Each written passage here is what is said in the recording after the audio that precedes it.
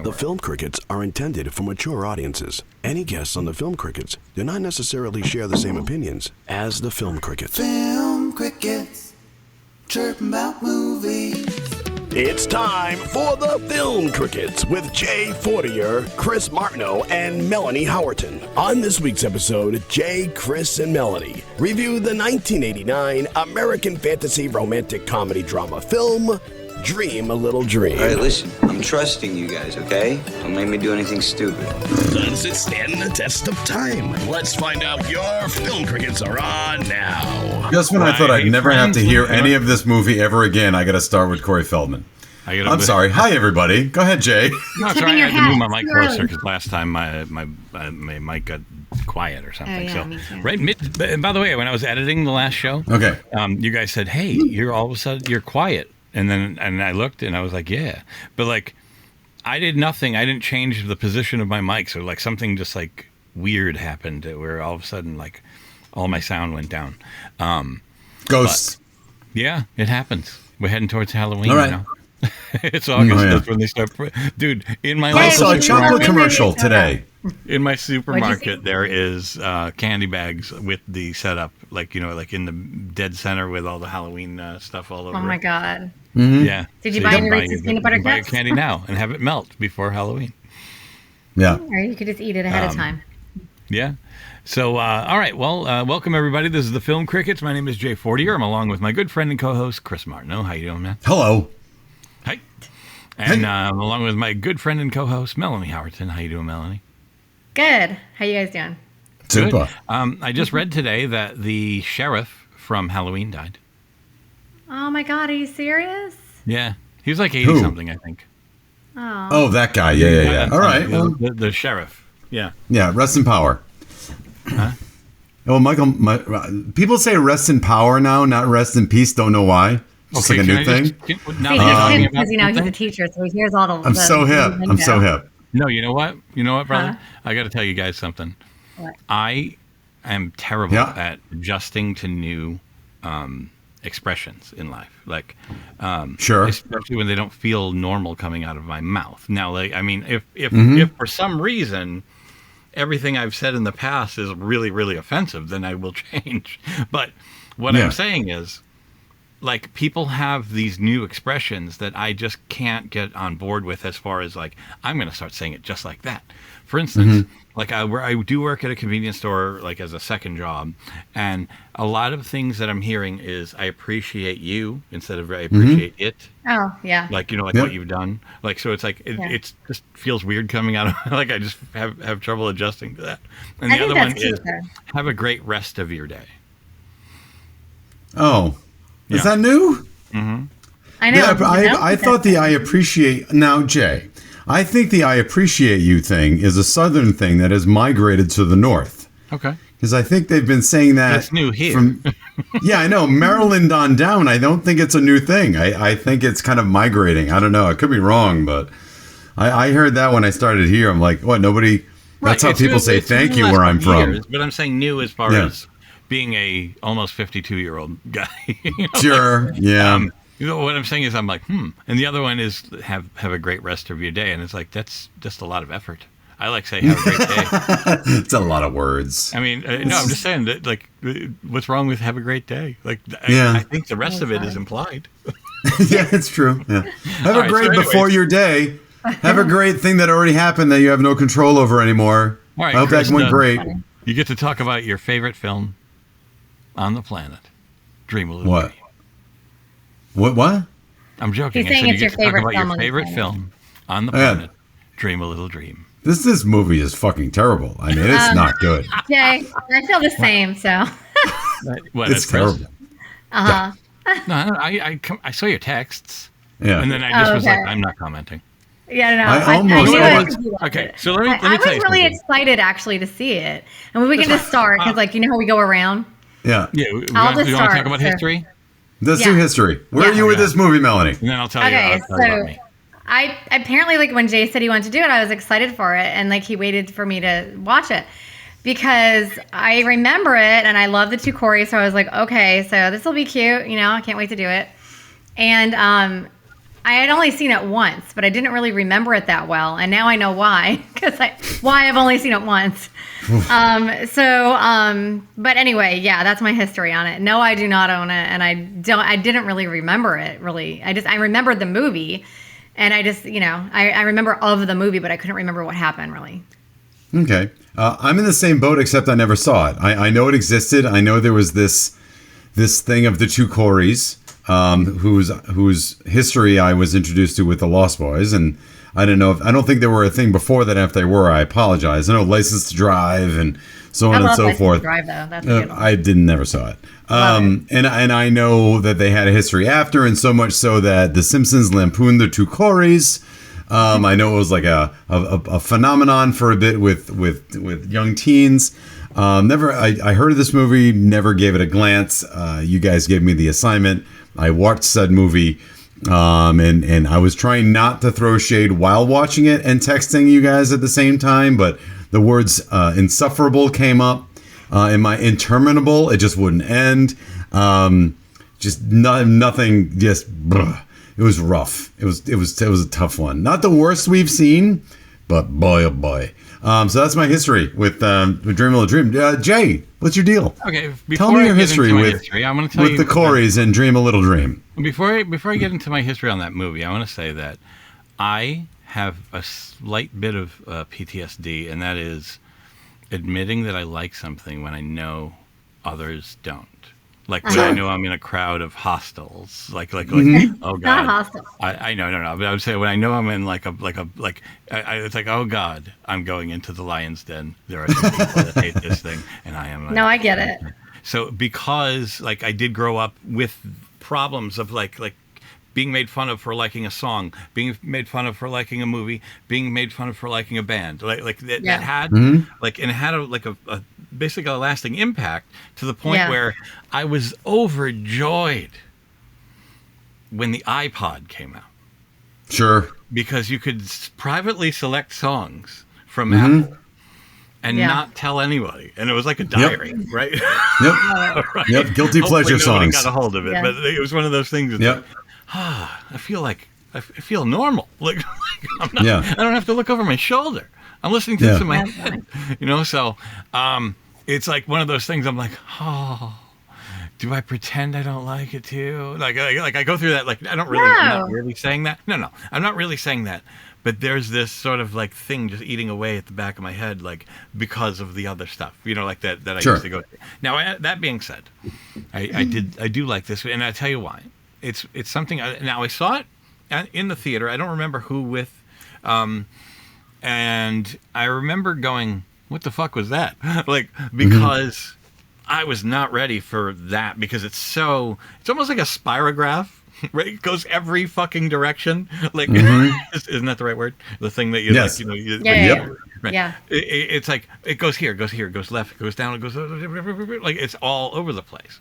Yeah. So I was not, but then I think somebody had rented it, or I'd seen it a bunch of times, like on cable, and it just sort of like landed with me, like, okay, like, you know what I mean? Like, it's not, do I love it? No. But I like it, and it's fun. Like, but you know what it almost feels like? I feel like I am like Mistress Carrie. Like, she loves that frickin' Bee Gees movie. Yeah. Oh, gosh. Yeah. Right? No, but and doesn't care that anybody else doesn't like it. It's like one of those, like, I kind of knew this was going to be a disaster, but I was like, let's just do it because there's going to be so much to talk about. And that's true. Right. Yeah. And I think it's more fun when like you have different opinions. It's not all the same. Of course. No, I know. Yeah. No, it's just like, it's just a little bit of a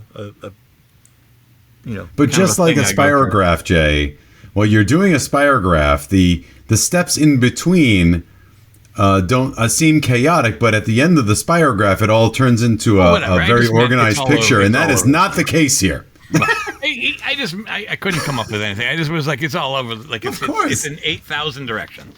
Jay, the premise of the show is, and as I've always intrigued, is not how dare you like it. It's why do you like it, right? Yeah. I want to know. No, not right now, this instant. But that's the question that comes up. Like, if you do like it, and I don't, and Melanie doesn't, we want to know. Well, what about it intrigues you, right? We're not here to bag on you. We're in a safe space. Sorry, that's new lingo.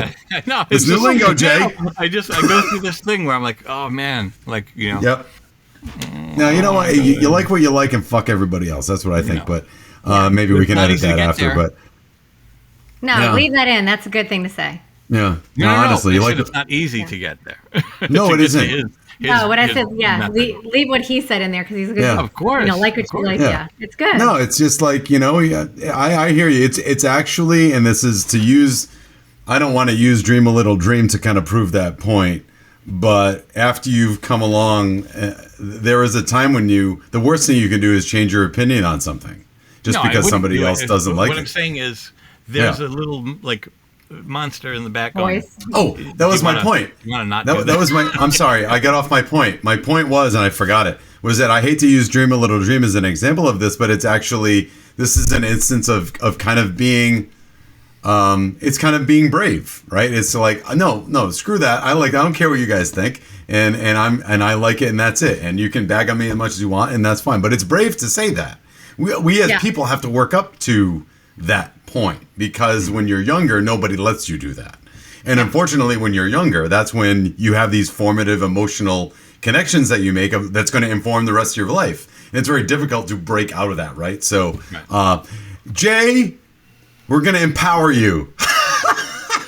We're going to empower you. It's a safe space, Jay. It's going to be all right. All right. Anyhow, that's me every day, folks. So let's do the. Whoa! What is happening? There's it's a cat. My cat's tail. He's being a butt. He's mad because Simon, my older beautiful cat here, he's so sweet. He never sits next to me when we're doing the podcast. Oliver's always right next to me.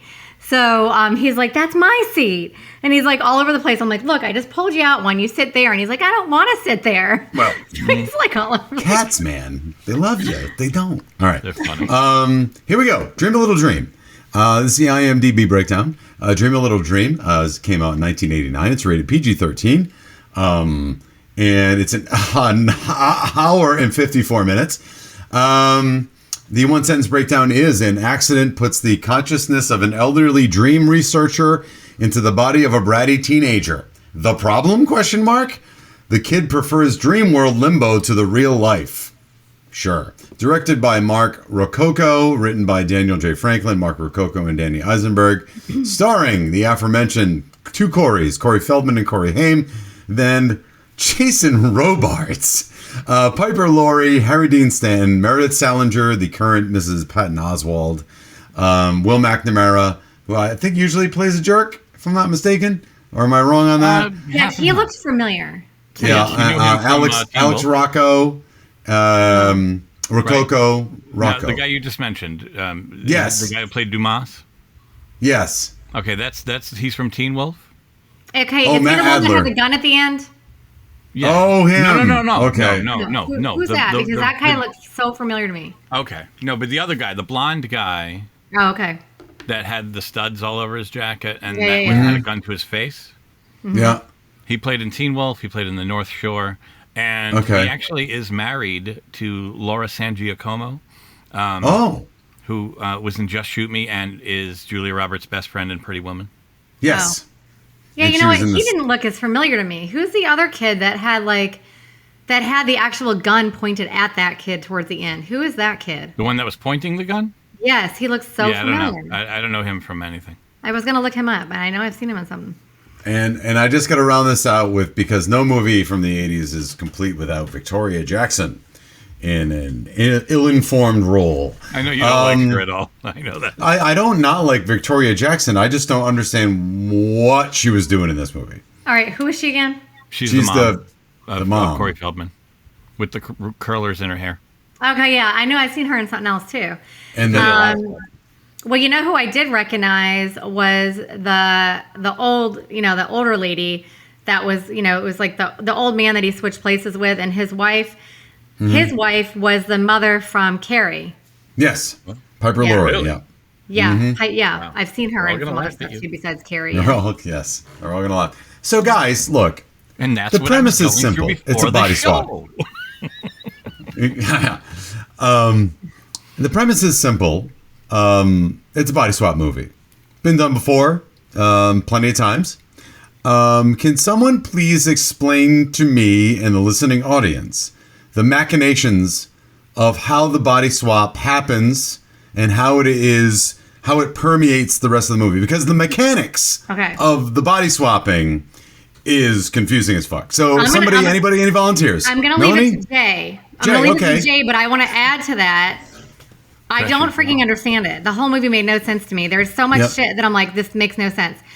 Okay, so I know it's supposed to be a dream, whatever. If that's true, then why is it that he is in physical form, but apparently the old man has just disappeared into Poofland, and he's really not even there anymore? He's not even there. I don't understand that. I don't know. Oh, okay. I don't care either. I don't get it. I know. It's just, but like, listen. It's not going to be as it's not as tangible as some others, in Father Like Son. There's some sort of serum, brain transference, or 18 again, or whatever. 18 again. All they did was hold hands and get into a car accident. Yeah. Yeah, but that was a good movie. Somehow that worked. Freaky Friday is just Freaky Friday. It's a wish, right? Cookie, at least on the new one. Yeah. I don't know about the. Yeah. I don't know about the. Jodie but at least they're one. still both there, or I get big. It, I get he was kind of shrunk. At the same time. So it doesn't make sense that these were all physical people. There's 4 people. There's 2 girls. There's 2 guys. But yet 2 girls. 1 girl and 1 guy is still in the physical form, living their normal life, but as somebody else on the inside. But then the other 2 people just disappear. And the friend when he goes and tries to convince the older man that's friends with the old man that he. Okay. Harry Dean Stanton. Okay, yeah, he was in Misery. So he's trying to convince him that don't bother to look for him because they're not there. And then he's like, "Have you hurt my friend?" Until he basically figures out that he is who he says he is.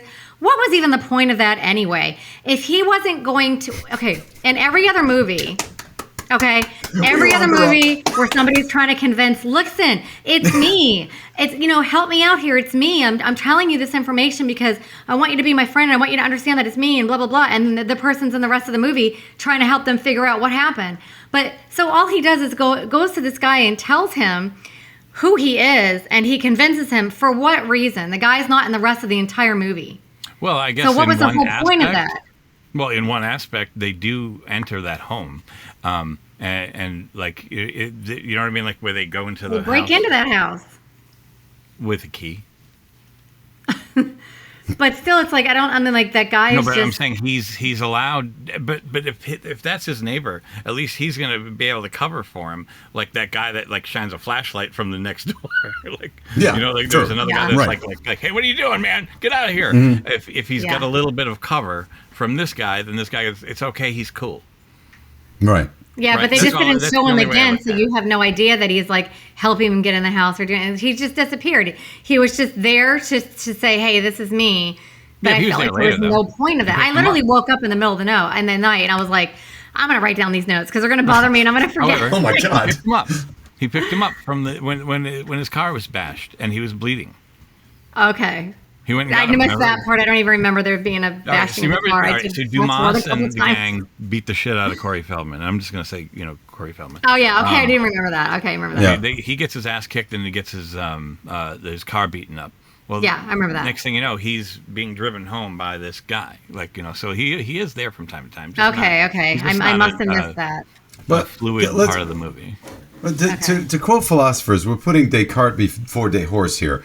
Look. My thing is this, okay? So we have the machinations of the body swap. We're already at the end of the movie. Let's get back to the body swap for a moment. Jason Robards, the idea here is that Jason Robards is very much in love with his wife and wants to be with his wife forever. Hold on, that's not the end of the movie, Chris. That happened towards the beginning. So you just proved that you didn't watch the end of the movie because he didn't. I actually never made it to the last 10 minutes, but that's okay. That's all right. So all right, go ahead. I got the gist. But my point is that my question was the machinations of the dream swapping and why we want a dream swap, and the reason or the why this even happened is because Jason Robards wants to spend the rest of eternity with his wife in Dreamland. Kind of like Inception. That's my guess, right? They want to go into a place where they can, and that is sweet as hell. I'm not going to take anything away from that. That's a sweet idea. And so because he's a dream researcher, he can do this weird yoga thing, which nobody explains how that works. And they're going to enter dream space together to be together. But at the same time, Meredith Salinger, whose name I forget, what's her name? Laney. The love interest. Laney. Laney, thank you. And Corey Feldman smash into each other at the exact same time somewhere else on accident. And because of that, because they get knocked unconscious, they get swapped. Something, okay? I thought the two guys they were going weren't to end elsewhere. up... They were in the same yard.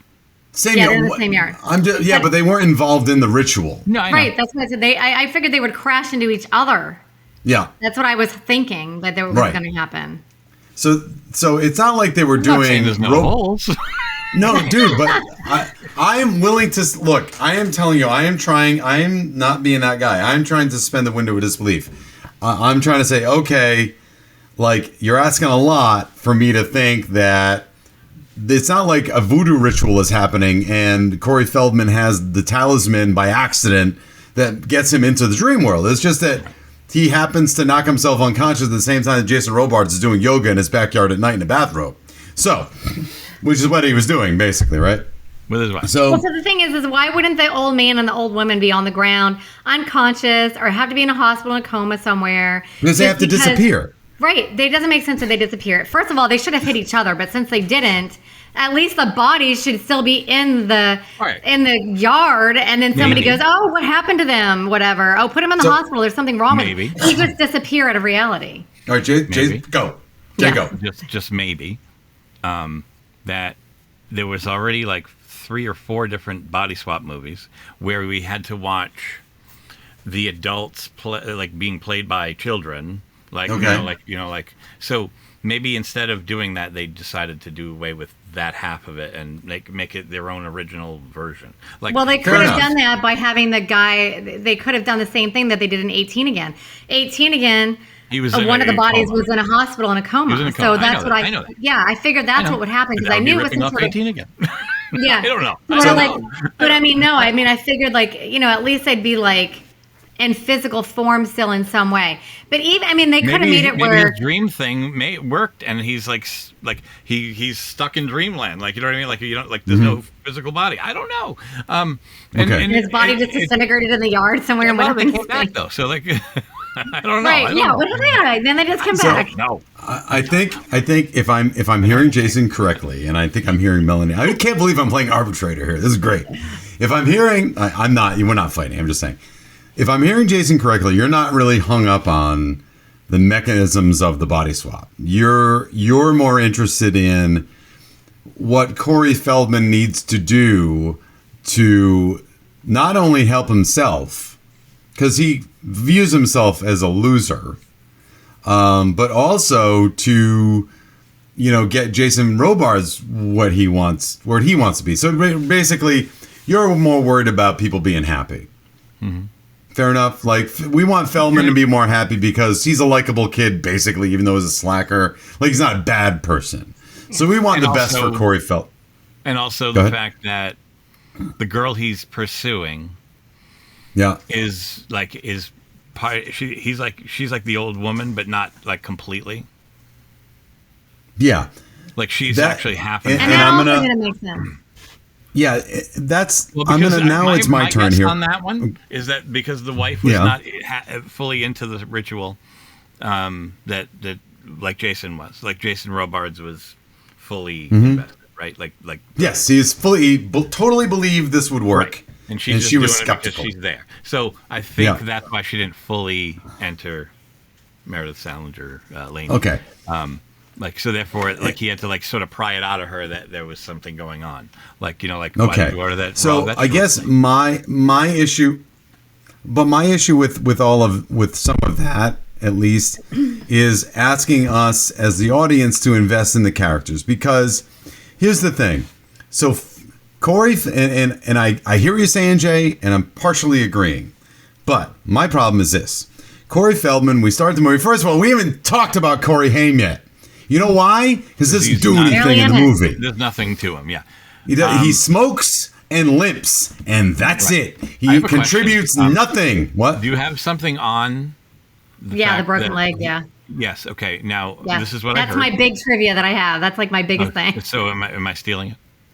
Yeah, don't steal that one. That's like the good one. That's like I have like good 4 one. things. So here's the thing. But wait. So here's the thing, right? So here comes Haim. He's useless. He's absolutely dead weight. He's only there because we didn't move with the two Corys. So, which is sad because Haim is cute and he can play cute and they don't give him anything to do. Why? Maybe Melanie will tell me later. Maybe they didn't give him a lot. I have no idea. Well, and Jay could probably add to it because I have some, but he could maybe add to it when we do the trivia. Okay. But I don't know. I liked him a lot. I was disappointed that he wasn't in it. I know, but so here's the thing. So we're setting up Corey Feldman. Can we just eliminate that piece from TMI and then have two other things that you say at TMI? Sure. You said you have 4 things. Well, I got a little bit more. Hardly any. But yeah, you want to just talk about the broken leg? No, I wanted to, well, sort of. But like, all right, here's my thing. And if I stole it, I apologize. Wait. All right, go ahead. Wait, there's a point. wait, I promise. Okay. I wanted to get to why like we're like I was giving Jason space to kind of give me his thesis on why he likes the movie, right? So what I'm saying is that we want Feldman to be okay. One of my issues I had with the film is the following, is that we see him at the beginning, he's a lovable loser with Corey Haim, who again has done nothing, right? And we want him to be well. And we want him to get the girl. And we want him to get his shit together. Even though he's doing it as Jason Robards at the end of the movie, we want the best for Corey Feldman, I think.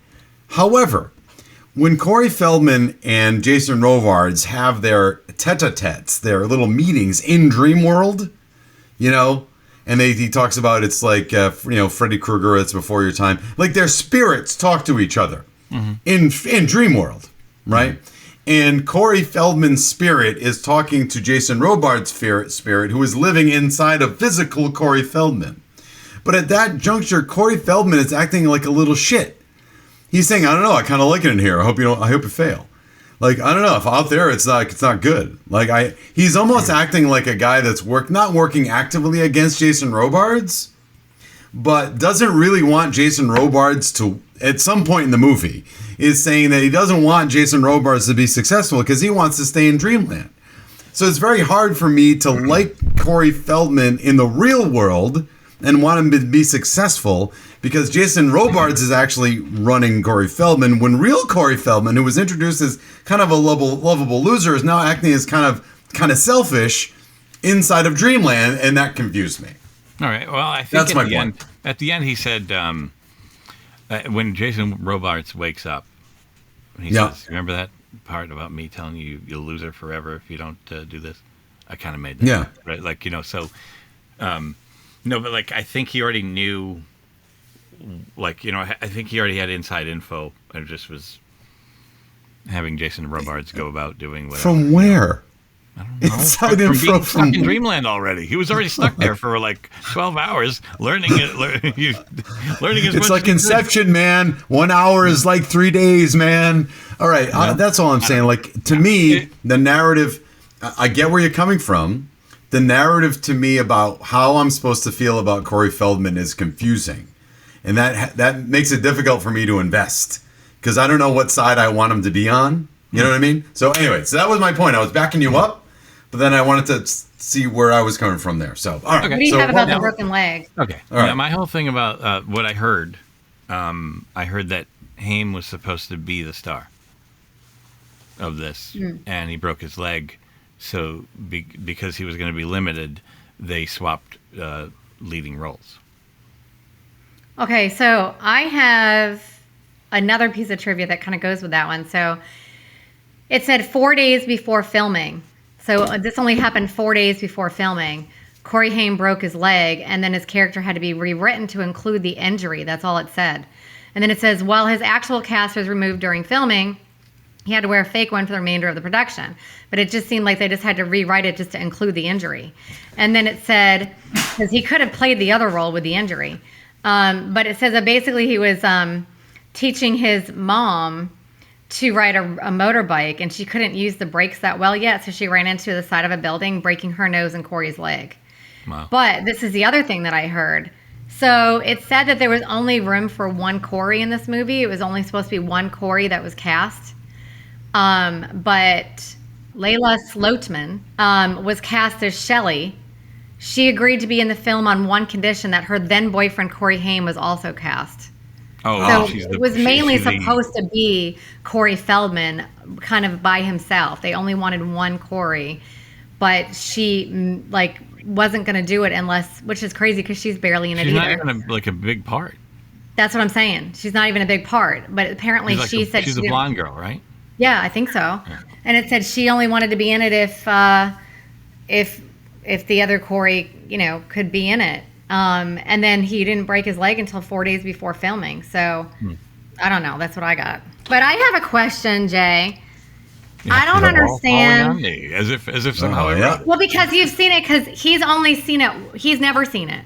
Nope. Yeah. You know what I Okay. mean? And I only Yeah. saw it once a long time ago. So I only saw it once a long time ago, and I don't remember it. All right, go ahead. What I don't understand is why was she not allowed to fall asleep? And then Because that's what he also, thought. huh? Yeah, I think he thought that was the case. I don't think it was necessarily like as crucial. Yeah, as, but like, I why think- that day? Because she had been going home and falling asleep every other day. I don't know. I think it was a situation where it was like their last night to try to get it right. I don't know. Like at least that's what they thought. I don't know. I know. I was thinking, like, was it's there a one of full those moon things, or like- something that I'm missing, or like I don't know. No, it's one of those things though. Like I never fully like cared about. Like I wasn't getting mad about anything that didn't Yeah. like work. I Well, wasn't this going, is the other thing "Well, that I don't you can't understand. connect that to that. Like it didn't matter for some reason. Well, Okay. I think yeah, it's a because I didn't nostalgia understand why aspect, she. or something lands, and I'm okay with it. That's all. Yeah. All right. Well, I'm no, not I just gonna- didn't understand. I promise. I truly didn't understand. First of all, why she couldn't fall asleep.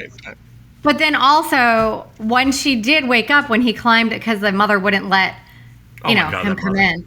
Oh my So, God, I hate her Yeah. and her boyfriend. Oh, I know, she was horrible. Wow. It reminded me of another. There was, oh my God, you know who that reminded me of?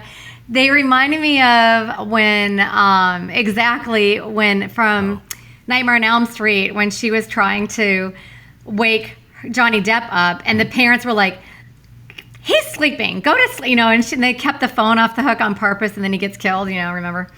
But anyway, Yeah. so he wouldn't let her see her.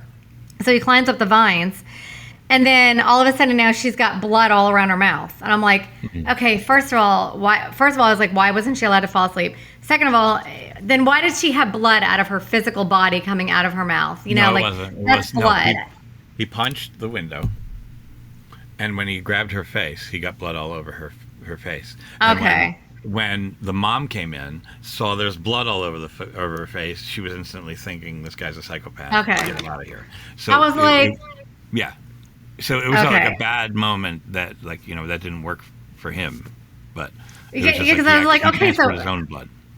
okay, I get Jason, that now. I Jason, didn't hold on. understand. I'm like, what is that supposed to be? Like she just died or something, or the spirit just came out of her mouth? I'm like, what the hell's going on? And then I was like, and if that was the case, then why wouldn't the ambulance be there and the police? And then, but all of Yeah, this no. is forgotten, like the next day, and everything's okay now, and they're allowed to hang out together after the parents just thought that. No, I think they hung You out know, he- in spite of the parents.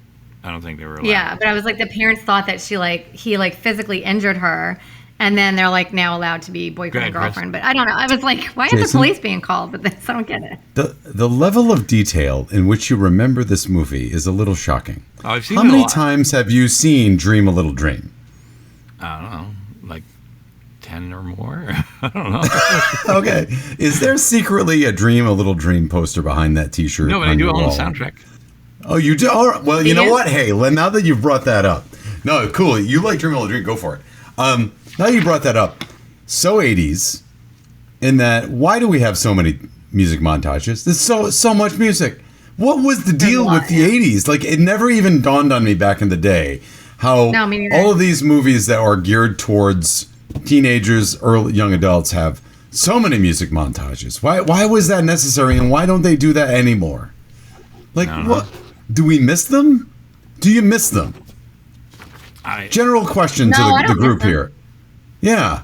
I don't even remember I think we like just that. forgot about him. We just forgot about him, probably. I've Do we evolved, need them? like, I mean, with I accept them for when they are there for back then. Okay. But like I've evolved to the modern storytelling. Like, you know what I mean? Like, Yeah, I love it's just like, weird. the pacing of today. Like, like It's almost like they felt obliged to do one in every movie. Like, it's amazing. Like, movies that have no business having them of late that we have watched seem to have these music like montages in them of people doing stuff like Rocky IV. Yeah, it's there's crazy. a lot in this. You're right. Anyway. I gotta say, I love Mickey Thomas's voice, man. Mickey Thomas is the singer for Starship. Okay. He's the one that sings "Dream a Little Dream" when they're dancing, and yes, he's goofily acting like Michael Jackson. I know. I have stuff written on that. Melanie, I'm gonna give you some trivia. I'm gonna give you some trivia that you're gonna. She was just talking about why is I was just cribbing talking on about Michael it before Jackson the so show much. started. All right, hold on. You're gonna love now. There are two choreographers listed. One is Corey Feldman, I guess, because he taught himself to did his own dancing or whatever. So they called that right. The other choreographer for this movie is Tony Fields. Do you remember that name? Did he? Yeah, I do remember that name. Oh my God, Trick or Treat. Yes. He was the choreographer. Yes. No, he's not just the choreographer. He is. Well, yeah, he Sammy was Kerr, the actor. Yeah, Sammy Kerr. Yeah. But he was a dancer back in his day. I remember when I did that trivia, he was a dancer. Yeah. Yeah. He was a choreographer. That's crazy. I did not know that. And I didn't see that in any trivia. That's so cool. I just happened to see it on the I watched the credits and I was like, "Oh my God." That's so cool. And it's so funny that I literally remembered the name. Like, you know me, I'm horrible with names. I could see an actor 27,000 times and be like, who's that again? I know who he is. I just can't think of the name. Or you mention a name and I'm sitting here going, all right, I just watched the movie, but I don't know which character that is. I never remember the character names, and I just remember the actors, so that doesn't help. Usually I do the same. But like I said, I love Mickey Thomas's voice. I think he does a great job on that song, and he's got an amazing singing. But with the Michael Jackson thing, I remember, because obviously we all know that Corey Feldman loved Michael Jackson. Was friends with him, so they were friends, all that. So, but I was like, looking at it and I'm like, oh my God, I go, Ronnie, I said, look, he's dressed just like him. I said, he's got his hair like him. He's got the jellies, the little trendle curl coming down. I said, he's got his socks and his shoes and his pants and his moves and it was like literally just everything. It was too much. It was like, I like Michael Jackson too, but it was just it got to the point where it was almost like cheesy because you're impersonating somebody, it's just, and he wasn't supposed to be impersonating somebody. He was supposed to just be dancing cool, but it was like a little bit too impersonation. Yeah. And he did it twice, not only in the gym when the girl was practicing, but he did it later on at the end of the movie when they were doing the credits where the old man was on one side and they were dancing. I was like, oh my God. He was, we all know that he loved him and, it was like huge, friendship. I'm sure he, danced with him and did stuff all the time like that. But it was just too cheesy because it was too much of an impersonation when it wasn't supposed to be a Michael Jackson impersonation. It was supposed to just be him thinking, this is me just dancing. You know what I mean? Right. And why would Robards emulate in a day? Yeah. Yeah. Like if it's a body swap, that's what I mean. If it's a body swap, I'm not saying that Corey Feldman has to walk around acting like an old geezer and saying, what are you? I know that and when they first swap, he's a little confused as to what's going on, but he assimilates really quickly. Like the fact that it's a body swap is not part of the movie at all. There's no fish out of waterness to it. Like, what are you kids wearing these days? Like, I know he wore. I know that he made it a point to wear a jacket. Like he dressed trying to fix his hair different. Yeah, and I get that, but then that is quickly abandoned. And so all I'm thinking is, I'm just watching Corey Feldman. I know that Jason Robards is in his spirit, but I get it. And also, guys, well, wait a minute. All of Jason Robards is running Feldman, but only part of Robards' wife is running Meredith Salinger. Yeah. What? Like I said, I think it was because of her not being into the ritual. Here's the thing. I got you. I think on its face. Can you grant me? I know, Melanie, you're going to say something. You grant me 1 second here to read the Wikipedia breakdown of this movie. It's not going to be long, but the last paragraph. If you look at Wikipedia, if you look at a plot summary, it goes on. They give you details that you don't care about. Like it's someone typing about everything that's going on. And again, I'm bagging on the movie, but all I'm doing is trying to make an example of the writing as to what they're trying to do. This last paragraph sums up the end of the movie. Bobby wakes up in his bedroom to find his best friend. No, sorry, that's the wrong thing. Wait, right here. Bobby claims to know the secret to which will switch them all back. It is reluctant to help Coleman to do so. Sorry, finding the dream world he now inhabits to be more satisfying than the physical world in which he has existed as a troubled teen. That's about halfway through the movie-ish, right? Coleman realizes he has only a few days, while pretending to be Bobby, to overcome generation gaps, high school bullies, Laney's violent and unstable boyfriend Joel, and Laney's bitter and manipulative divorced mother in order to improve Bobby's grades, love life, relationship with his family and friends, and connect with Laney, who is not particularly fond of Bobby, enough to convince her to recreate the meditation experiment that might save his beloved wife. That was all one sentence. Mm-hmm. That was all one sentence. And that's the end of the plot summary. Now, if you read that, that's bananas. But it has the seed of what could be a good idea, but they're trying to do too much with the premise, right? And that's, to me, I think Melanie and mine's confusion as to the movie, because they're trying to do all this stuff in... Like I said, I know there's flaws. I know, and when I was gonna bring it to the table. It's good. Here's the thing, though. I just want to say that I wasn't. My whole theory on my whole mindset was I'm not dying on a hill for this. Meaning I'm not sure. I'm not gonna defend this to the grave. No. Say, it's my favorite fucking movie. No, it's just one of these things where I go, I just like it. I don't know, I don't even care why. And it's just one of those things. I'm okay with it. I know nobody else might be, but I'm all right. I'm saying where that gave me the angst in the movie, because they're trying to do so much and they're not executing the script, and they're doing it. If they tried to execute what they tried to do, this movie's 2.5 hours long. It's already too long at 2 hours. It's interminable. It never stops. To make it better. Yeah, I get it. So I have said, and I find Feldman charming, but I've also said why I don't find him charming. Can you... Is it... You like the movie, is it because... I want to know what connection there is to Feldman that you're... I'm not asking you to psychoanalyze it, or let's see what's in your heart, Jay. All I'm saying is I'm giving you the opportunity, is it that he's charming? Is it that you identify with him because of his situation, or just, hey man, it just spoke to me and I dig it? I don't identify with his clothing choices, no. Or just jamming, tons of mousse in my hair, Yeah, I said that. That was a lot of mousse. Yeah, that was a lot. That was a lot of moves. I don't know. I guess they're put in the category of the regular. When I say regular, I mean regular as far as status. I don't he's not top of the school status. Okay. Right? Would you say? Sure. When you say middle of the road. Yeah. Yeah. Not hated, not liked. All right. So that's one aspect I relate to. I was down the middle, in school. I was not one of the popular kids, and I wasn't the lowest of the rung either. That was me too. Yeah. Right. So it's easy to relate to that person, and it's easy to relate to wanting to get the dream girl, or whatever. What I mean? And so I get that, especially when you're 16 years old, 17 years old when the movie came out. So in that sense, yeah, I guess I relate to that mission.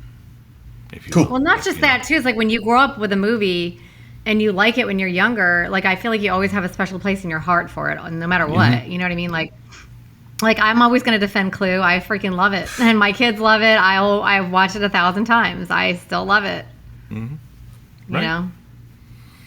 They're going to try to remake Clue. They're going to remake it. Said that already. Ryan Reynolds. Yeah, I think we said that. Yeah. Yeah. Who's going to be involved? Maybe. I've heard Reynolds. things like that, then it never comes to fruition. I've seen, I don't know if this is real, but I've seen them say that they were going to remake, this is sacrilegious in my book, Planes, Trains, and Automobiles with Kevin Hart. And not that Kevin Hart's sacrilegious. I'm just saying that redoing that movie is kind of like, with the two, that's sad kind of. It's so freaking good. Like it's I think it's fine. Just the way it is. Yeah, it's sad to redo that and like get rid of them. Yeah, that's how I feel. Dwayne Johnson has been attached to Big Trouble in Little China for a while now. To remake Big Trouble in Little China, and that's unfortunate. But maybe it'll never happen. Who knows? All right, so look, Dream a Little Dream. Are we good for trivia? Well, Want to hit the trivia? One last thing. Let's talk about. What do you got? What else you got? Real quick. Let's talk about the mom and Joel. Like, because they're just like very upsetting people. like which mom? Which these mom? people. The mom that drugs her daughter. Because she's upset. First off, you get a mom who is not happy with the fact that her daughter is not interested in this boy anymore. She wants him to be with this. She wants her to be with this jerk, and like he's such a jerk that like. And by the way, this guy's got a hair trigger, right? Wouldn't you say? Chris is like microphones and. No, I'm trying to plug in my computer. Sorry, okay. Go ahead. And you know what? Yeah, remind me that I have something to say on that. No, he's got a hair trigger, right? Like anything can set him off. Like, right? And it's like, Jesus Christ, chill the fuck out, right? He's like always getting mad. Like major, like anger management. He really needs it. Okay, to the point where she gets, first off, tells him behind her daughter's back, where you find this Bobby character, you find my daughter. like that's lately, so like conspiring behind her daughter's back to like get her in trouble with her boyfriend, right? And then when her boyfriend and her are in the living room, like one room away, he's like, God damn it, Lainey. Like he's like flipping out on her. Yes. It's like, you're allowing your daughter to be yelled at by this fucking piece of shit, right? And then at the same time, when she wants her to calm down and have a good night's sleep, she puts a drug inside wine and has her boyfriend bring it over and give it to her. It's like, what am I seeing? Yeah. How irresponsible is this woman? Another part where, like she's like sorry because she kept wanting, the daughter wanted her and the mother wanted the daughter to be with her, that kid, and she's like, sorry, mom.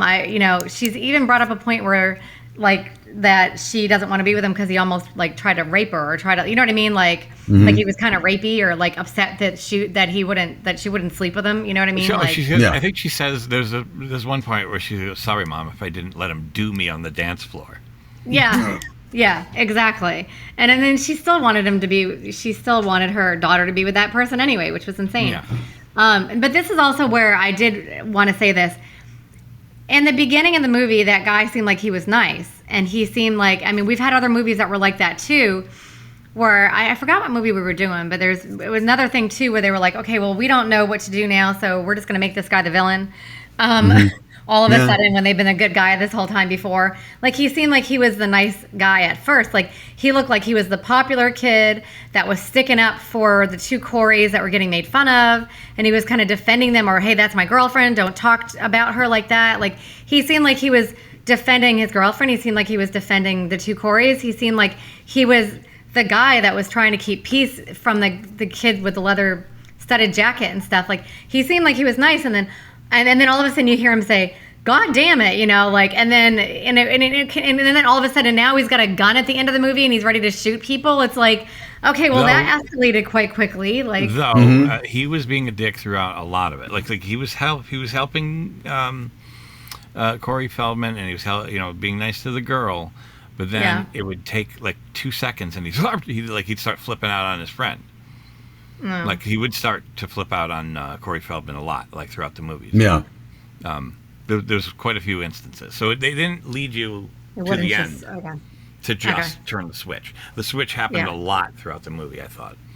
Well, in my defense, through some of it, I did hit the fast forward button. No, it's fine. I was just saying he would just flip out. That's why I say he had a hair trigger. He would flip out on Corey Feldman out of nowhere. It was just like that. It was like, dude. That just means he's a bad actor. True, he could. Yeah. But I swear to God, I've seen him in something. Look him up. What was his name? Copycat. He was in Copycat. Copycat, yeah. Oh my God, that's why I know who he is. He's the killer and Copycat. Well, there you go. Okay. I knew I freaking recognize him, and his Never saw haircut is almost Copycat. the exact same. His hair, he almost has the same haircut. Okay. Remember, I've been wanting to do that movie with you guys. We need to do the Copycat movie. Yeah, we will. Okay. Fair enough. Oh yeah, that's Dream a Little Dream. Stealing. He was before that. Stealing Home.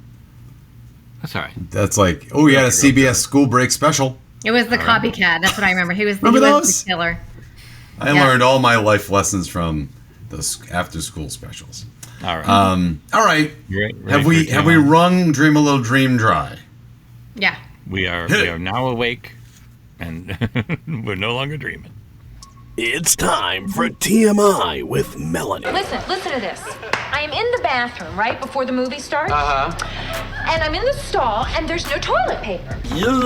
Mine are at home in a display case above my bed. TMI, my friends. It's just TMI? Too much I used to say information. don't go there, but that's lame. Now, here's Melanie with your timeless movie info. Oh yeah. Please wake us up from this dream. All right. Nightmare for you too. Pleasant dream for me. Okay, so there wasn't a lot, and we talked about a lot of it, really. So I just have a couple things, really.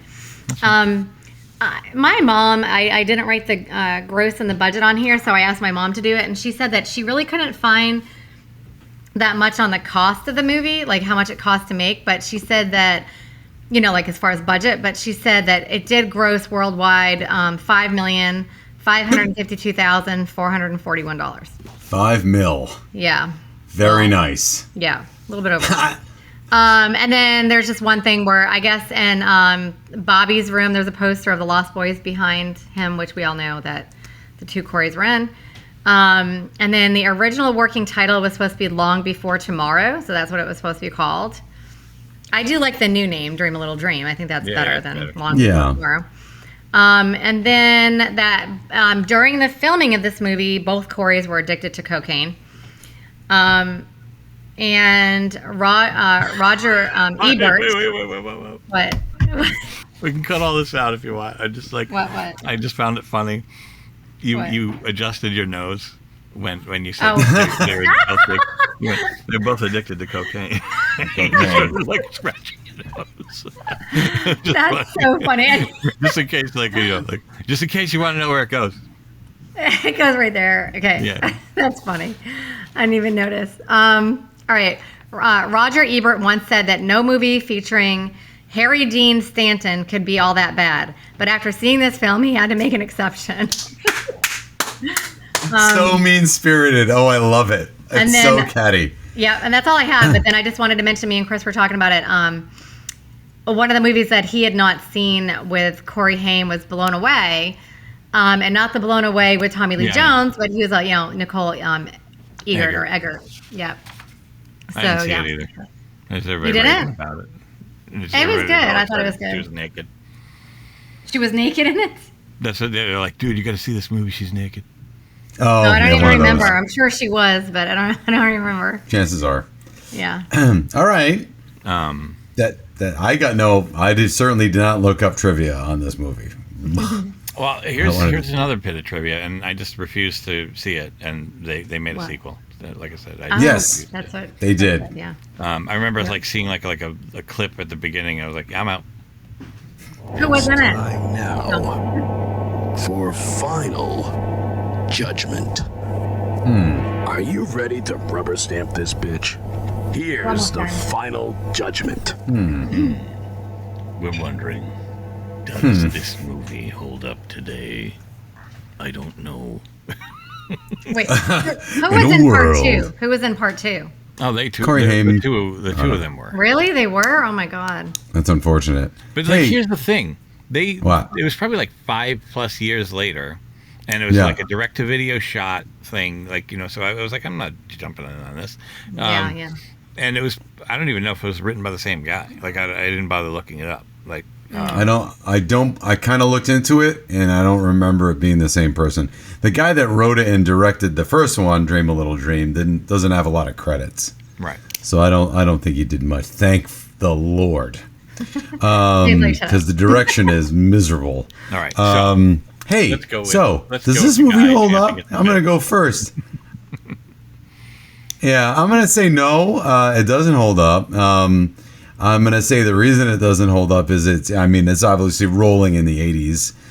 It's stinky with the 80s music montages and just the general sensibilities of 80s teen dramas. And I think it doesn't hold up because it just doesn't have,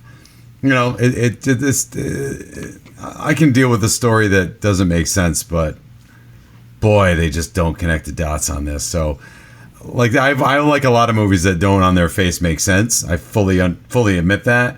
But yet they stand up. I can't think of anything off the top of my head, but this, I don't think it's got I don't think it has the gravitas to hold up and be a classic. So yeah, I'm gonna say it doesn't hold up very well.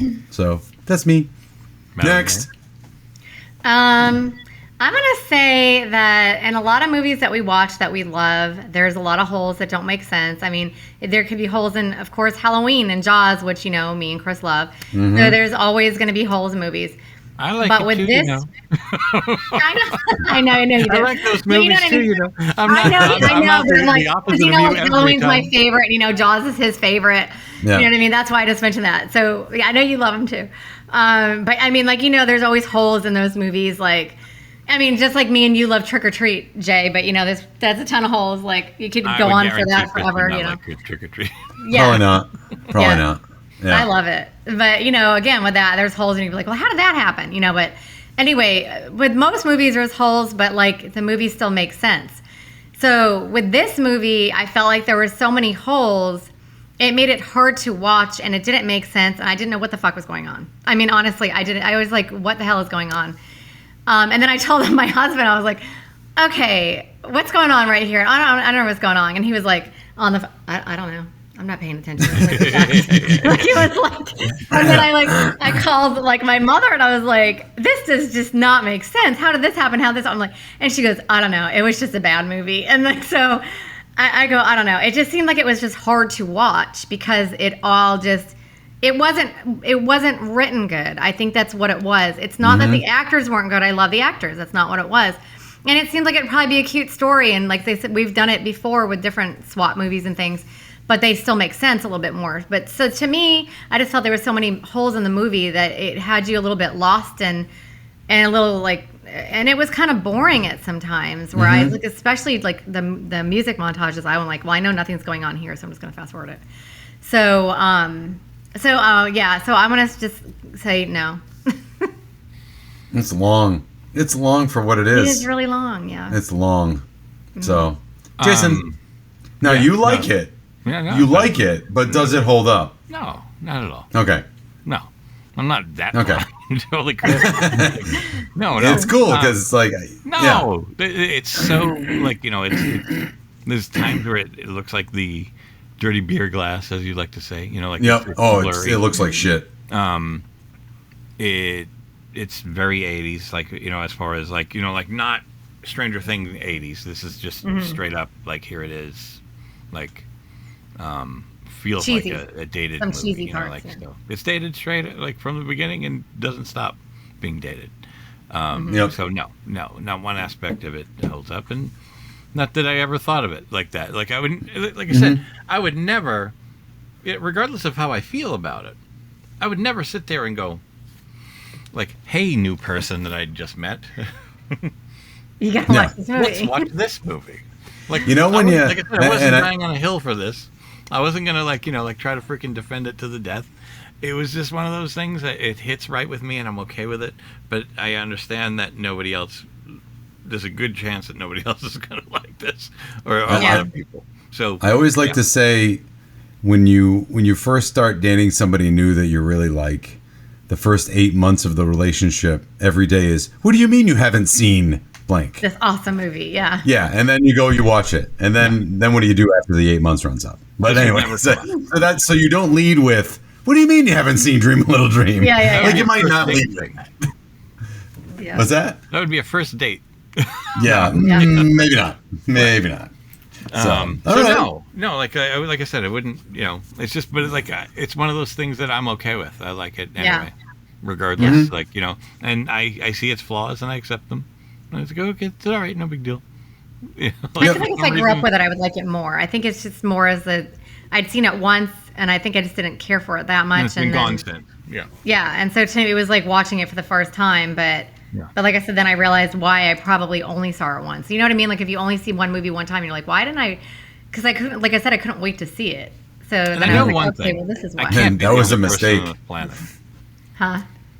I said, I know one thing. I can't be alone. Like, meaning, like, somebody No. out there. Oh, sure. Yeah, I'm sure there's a lot of people that like it that grew up with it. sure. I'm sure they love it. Yeah. Yep. Yeah. At least 6. No, I don't know. I think it has good stars, though, didn't it? Oh, yeah, no. Well, I mean, Robards is great. How about Alex Rocco? He's a Simpsons staple. That's right. Yeah. What? Who is? He's Roger Myers. Yeah. Right? The owner of Itchy and Scratchy or whatever. Yeah, I think so, yeah. The head of the station, or TV station. All right. Well, that was our show, everybody. I hope you enjoyed our analysis of Dream a Little Dream. And I'd like to thank Draco and the Malfoys and Steve Lavoie for their contributions. Draco and the Malfoys did our theme music. Steve Lavoie did our vocal imaging, and we thank them both for that dearly. Please like and subscribe. That really helps. And I'm really psyched to say that we have some decent numbers on Fatal Attraction. So please keep it up. Like and subscribe. It really, really helps. And until next time, movies may not age like fine wine, but we drink them anyway. Bye.